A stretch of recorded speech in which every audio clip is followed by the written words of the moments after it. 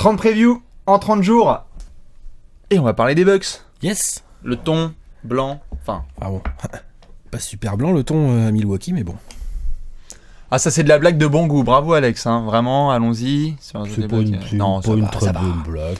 Ça va. On s'installe tout de suite pour parler des Bucks, puisqu'on a parlé déjà de pas mal d'équipes. Milwaukee qui a une grosse saison à nous faire, parce que l'année dernière, ils nous ont, on fait direct le petit coup d'œil dans le rétro. On commence tout de suite par le coup d'œil dans le rétro, Alex, parce que l'année dernière, les déception. Bucks nous ont bien déçus. C'est-à-dire qu'ils avaient fait une saison précédente, genre on les avait pas du tout vu venir, les mecs sont allés en playoff. Première année de Jason Kidd, c'est ça? En mode ils étaient chauds à jouer et tout. Ouais. En mode Giannis, putain, c'est un génie, Jason Kidd, ok. Et là, l'année dernière, on l'a trouvé un peu moins génial. Bah, ça a été compliqué, grave, pour plein de raisons. À un moment donné. Greg Monroe, intégration de merde.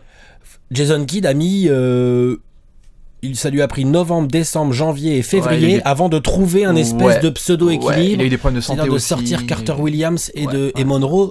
De son 5, ce qui était assez osé, tout à fait. Ce qui était osé, mais qui a, entre guillemets, payé vite fait, quoi. Entre guillemets, tout à fait. Il y a eu une bonne saison, une deuxième partie de saison de Giannis. C'était assez honnête, mais malheureusement, pas de playoff pour Milwaukee, et ça, c'était un peu tendu. L'équipe des Bucks doit défendre dur et courir. Et on va en parler. Leurs armes. Exactement. Et on va en parler d'ailleurs tout de suite, comme vous savez, puisqu'on va peut-être regarder ce qui s'est passé cet été. Ouais. Allez, on va regarder tout de suite ce qui est passé cet été.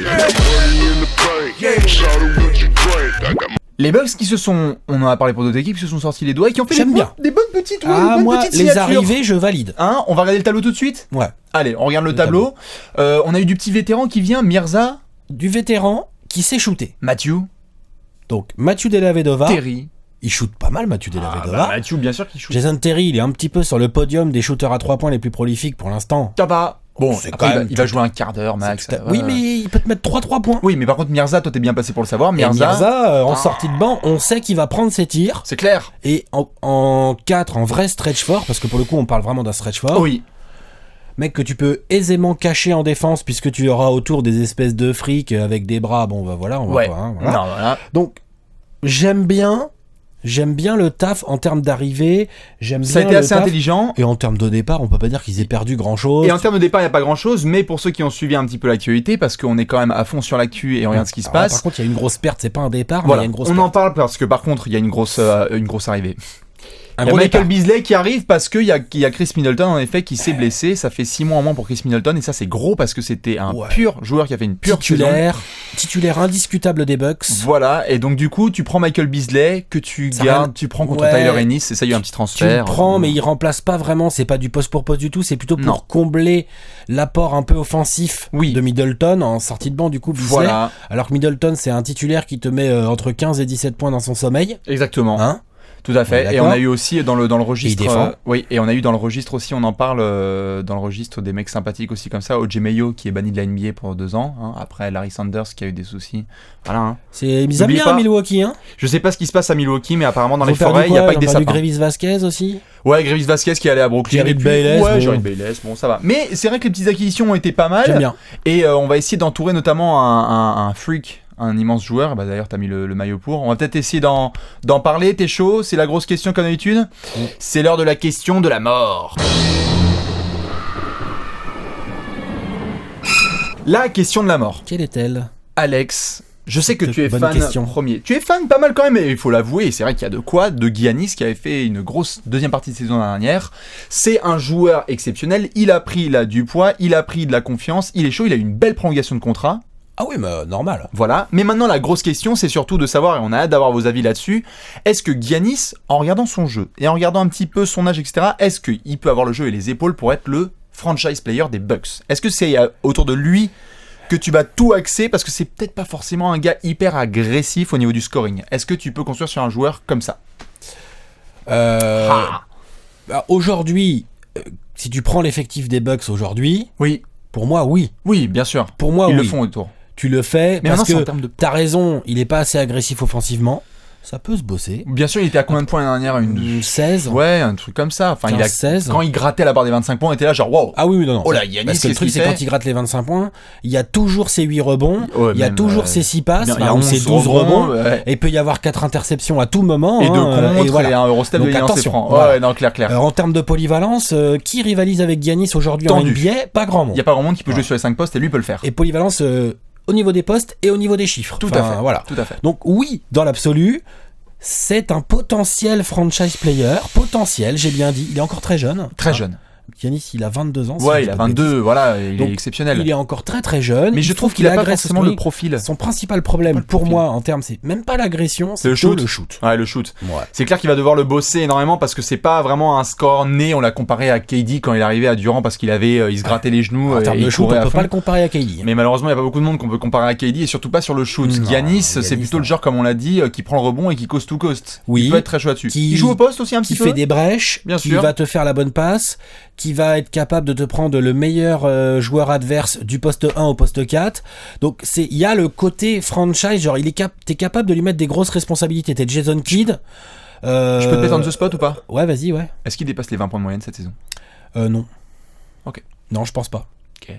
Peut-être qu'il y en a qui sont pas d'accord, d'ailleurs dites-le, hein. Parce que ça peut être aussi Je le vois plus à 17, tu vois, 17, 18. Ok. Il y a quand même du monde autour. Après, la blessure de Middleton va pas mal jouer peut aussi reporter du point sur Giannis. Tout à fait. Et justement, on va peut-être en parler là-dessus parce qu'il y a de la redistribution de points à faire. T'es chaud pour le trophée spécial, ton trophée préféré, la rubrique que tout le monde kiffe, c'est l'heure du Gérard d'or. Le Gérard d'or! Qu'est-ce qu'il est? C'est l'heure du Gérard d'or. Il est là. Il est là, le magnifique Gérard d'or. Wow. Que je vais donner quand même à Alex. Merci. Évidemment, je le rappelle, le Gérard d'or, il est 2h du matin. Nous sommes devant le League Pass, la tête dans le derrière. Et là, tu te dis, bon, j'ai pas envie de regarder les Bucks, mais cette fois-ci, je vais quand même les regarder un petit peu. Alex, quel est le joueur que tu vas vouloir absolument regarder chez les Bucks cette saison?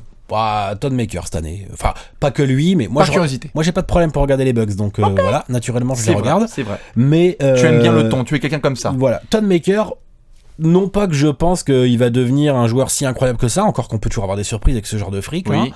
Mais oui, non, j'ai envie de voir. T'es curieux, quoi. Tu te dis, le mec, il peut shooter à 3 points, il monte jusqu'à l'horloge des 24. Il fait 2m16, il a le moteur d'un arrière d'1m95. Ouais. Il a un espèce de shoot, mais qui rentre quand même un peu. C'est ça.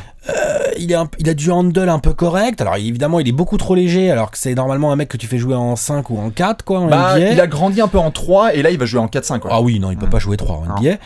Enfin, je pense pas. Donc oui, non, j'ai envie. Il fait partie de ces rookies. Il va être intriguant. Non, c'est clair, j'avoue. Ça va attirer mon œil. Je vais être là, ok, il est pas titulaire. Okay. Dès qu'il va rentrer, je vais être là, ok, comment il joue, qu'est-ce qu'il fait, est-ce qu'on lui donne le ballon, sur qui il défend. Enfin, c'est vrai qu'il va être pas mal. Dans le genre un peu comme on avait pu voir la saison rookie aussi, il me faisait penser pas mal au niveau moteur à Kenneth Farid qui avait fait une belle saison rookie. On était là, genre, dans des profils physiques complètement différents, mais effectivement. Complètement différents, mais dans le genre hyper gros moteur. Il va être pas mal, il va être spectaculaire. Et bien moi, avant même la défense, n'importe quoi, avant la blessure de Chris Middleton, j'avais déjà dit que j'étais assez chaud sur Jabari Parker.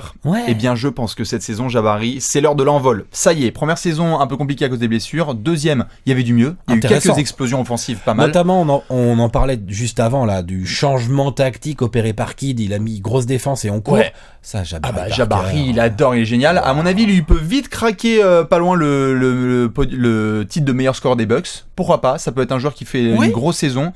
On va voir. Moi, en tout cas, c'est typiquement le genre de joueur. Je vais faire, oh là là, il y a Jabari qui joue. Let's go. Disons qu'en open court, en transition. Oh là là. Combien de mecs de 110 kilos bougent aussi vite que Jabari Parker aujourd'hui en NBA? C'est chaud. LeBron James, Blake Griffin. Il a tout, et il a le tir aussi. Il a un tir correct. C'est pas encore de truc de ouf. Mais il a le tir, non, tu peux pas trop le laisser tout seul, mais enfin bon. À bosser. Donc on va voir, mais donnez-nous vos Gérard d'or, bien évidemment, parce qu'on sait qu'il y a beaucoup de gens qui adorent cette section. Mais on va surtout devoir se poser, Alex, sur le gros pronostic. Tu le sais. Il y a un moment où c'est le money time. Exactement, c'est l'heure du pronostic.